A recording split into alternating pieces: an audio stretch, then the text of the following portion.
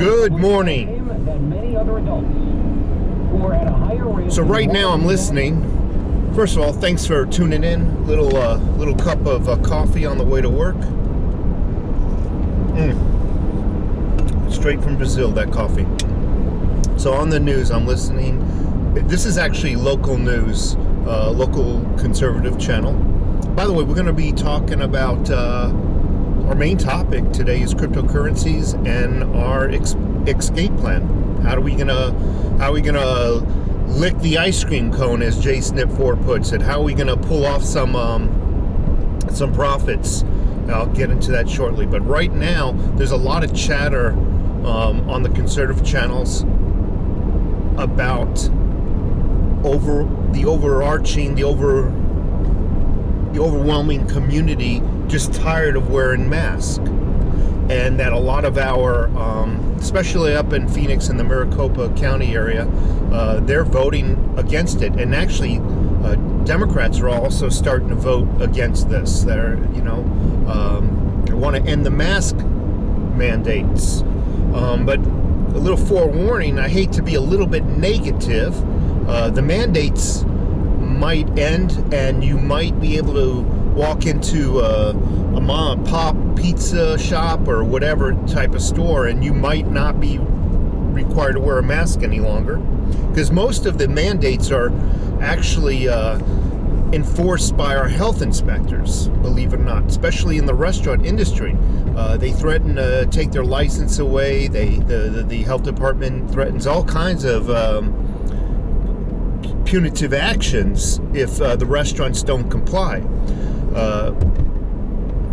When they vote against it, there'll be no more of that. However, don't think that this still won't be required in your state when you go into a corporate, a store that's run by a corporation, such as Home Depot, Lowe's, those big chain stores, Safeway. They get their marching orders from corporate office, not your local, not your local law, believe it or not. And many of these big corporations are liberal. They get kickbacks from the Democrat Party. They give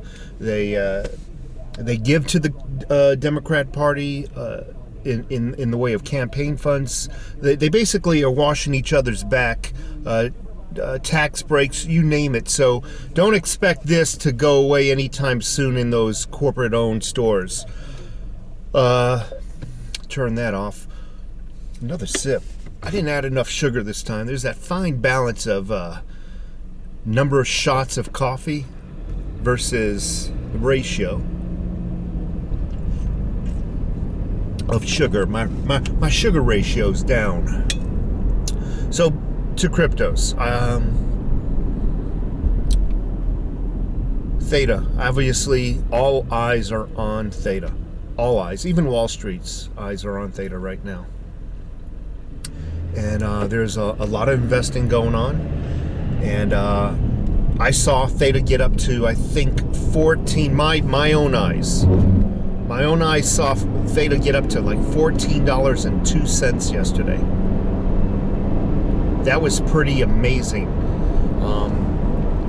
It's down right now currently to $13 and I think 11 cents the last time I looked, which is still phenomenal. I mean, it's just phenomenal. And right now it's like 6:45 in the morning, so who knows what the remaining part of the day is going to bring Theta, but even $13 is just phenomenal. However, it's nothing compared to where it's going to be going to in the future. Warning, where it's going to be going to in the future is the future, and I am expecting a nice little pullback from Theta within the next few weeks. I really do believe. I mean, nothing goes up. That parabolic, that is parabolically a word? Nothing goes up like that and just doesn't come down with a little corrective action. I mean, every stock does it. Just about every cryptocurrency has done it in the history. Physical silver and gold has done it. Every time there's a parabolic increase, there's always a corrective action. It's just history. So Don't freak out when you see that. Right now, there's a lot of people that have hundreds of thousands of dollars now because of the price of Theta.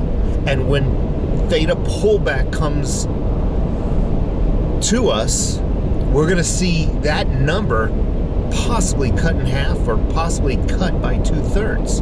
Whereas you might have $100,000, you might only have $30,000 is what I'm saying. But I don't want you folks to have a heart attack. Immediately be ready. Have some money in a USDT coin or something and get ready to trade for more Theta when that pullback comes. Because trust me, that pullback is just going to be a temporary move. It's going to freak a lot of people out. It's going to scare a lot of people out of the market because they're going to freak out. Oh my, losing my money. Sell, sell, sell is what they're going to do. But we have a different mindset. We're going to be ready and we're going to buy it up. What's that term? Buy low, sell high. Don't sell, okay? So my exit strategy, there's a great YouTube channel. There's actually a couple of YouTube channels I like, but I gotta confess, my all-time favorite YouTube channel is JSniff4 Realist News. I've been following that guy since 2006. I don't believe everything he says. I don't believe what he says is a lie, but I believe what he says he believes is the truth, which is a good thing. However, you can't agree with everybody, right? But nonetheless, he's still my favorite YouTube channel, and he has a term. He says, licking the ice cream. Always lick your ice cream. And it's a metaphor for him when cryptos jump up. It's a metaphor, meaning when cryptos jump up, take a few of those profits, pay off some debts, because that ice cream cone can melt if you don't lick it, meaning that the price can pull back and boom, you didn't take anything and use it for your well-being is what I think he's talking about. So my exit strategy and my licking the ice cream cone strategy is such. People like JSniff4, I'm just theorizing, have like a couple of 100,000 or even maybe 300,000 Theta. So for them to lick the ice cream cone or pull some profits out is not much of an effort, and I'm going to explain why. People like you and I, who might only have maybe 20,000 Theta. I don't even have 20,000 Theta, but it's up there. When we pull out enough money to pay off debts, that's comparatively, when you compare it to JSniff4, that's a heck of a lot of Theta, leaving less behind as investment powers. Okay, earlier this morning the battery died, so it is now about 9-10 hours later, and after all that recording, I got some new information to share before I resume where my battery left off. So as of a few minutes ago, I looked at the Theta price. Again, it's about 10 hours later, and the price has dropped all the way from the mid-13s to 1183, I think it is. So this is a pullback. Whether it is the big pullback that I think might be happening, I don't know.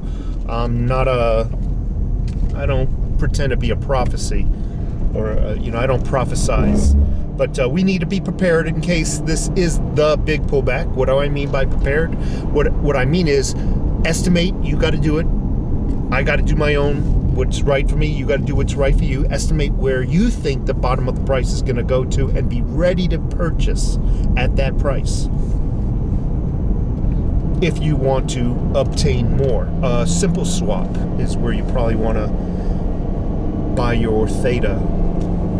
So where did I leave off? I left off where my escape plan, my exit strategy, and my exit strategy is going to be in tiers, meaning I'm going to take a little profit when it gets to between $20 and $30 per Theta coin. Why? Because the less Theta you have, the more of a a percentage of it you have to take out to pay off X amount of debt, leaving behind a smaller bag to capitalize on any Theta price increases. For example, if you have 100,000 Theta and you take out 25,000, you have 75,000 more Theta left to capitalize if Theta went to, let's say, $100. You get my point? But if you only have, to make math easier, if you only have 1,000 Theta and you need to take out 75% of that,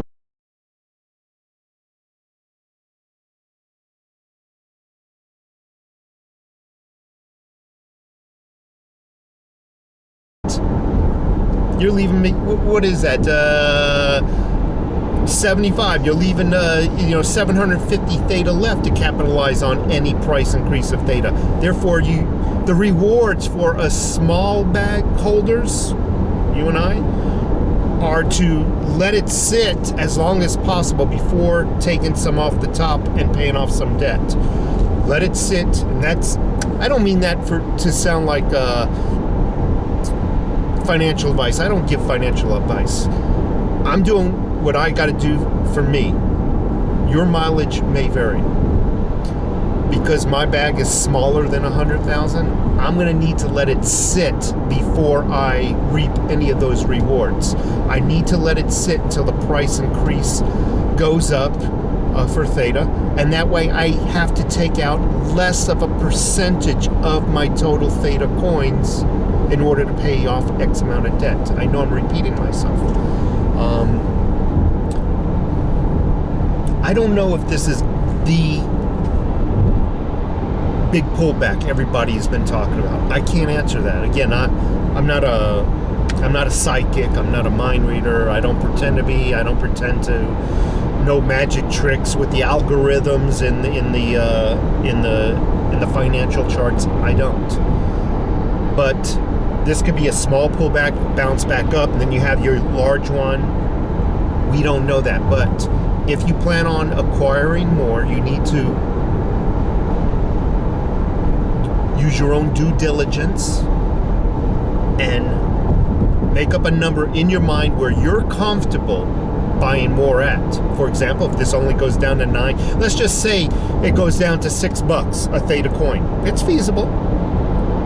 But you and I don't know that, right? You need to make up a dollar amount in your mind where you're comfortable with buying more. So only God knows that it's going to $6, back down to $6. However, you don't. You got to say, okay, I'm comfortable buying in if it goes down to $9, or I'm comfortable buying more if it goes down to $7. And regardless of if it goes down even further than where your purchasing point is, you've at least capitalized on some of that pullback.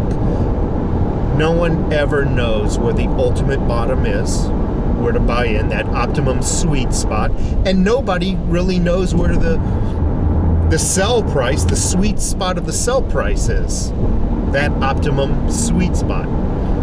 I guess only the market riggers know, but you and I, we just got to make a decision in our mind where we're comfortable.